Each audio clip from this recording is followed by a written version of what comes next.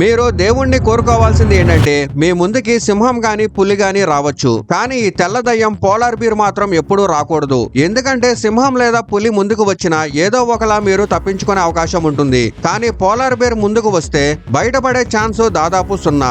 ఎందుకంటే polar beer ఒక్కటే ఏకైక ఎలుగుబంటి. ఇది 100% మాంసాహారి. మిగతా ఎలుగుబంట్లు పండ్లు, కూరగాయలు, మాంసం ఏదైనా తింటాయి. కానీ పోలార్ బీర్ కేవలం మాంసం మాత్రమే, శుద్ధ మాంసాహారి. అందుకే వీటి ముందు ఎవరూ సేఫ్ కాదు. మరి ఇవి ముందుకు వచ్చాయంటే మీరు పరిగెత్తి తప్పించుకోలేరు, ఈత కొట్టి తప్పించుకోలేరు. ఎందుకంటే ఇవి మంచు పైన గంటకు 40 కిలోమీటర్ల వేగంతో పరిగెడతాయి. నీటిలో కూడా వరుసగా 10 రోజుల పాటు ఈదగలవు. అంతేకాదు ఇవి 32 కిలోమీటర్ల దూరం నుంచే తమ వేట వాసన ద్వారా గుర్తించగలవు. అంటే మీరు పాతాళంలో దాక్కున్నా కూడా ఇవి మిమ్మల్ని వెతికి పట్టేస్తాయి. అందుకే దేవుడు వీటిని మనుషులకి చాలా దూరంగా ఉన్న ప్రదేశాల్లో ఉంచాడు. పోలార్ బీర్ అటాక్ నుంచి తప్పించుకునే ఏకైక మార్గం పోలార్ బీర్లు ఉన్న ప్రాంతాలకి అస్సలు వెళ్ళకండి.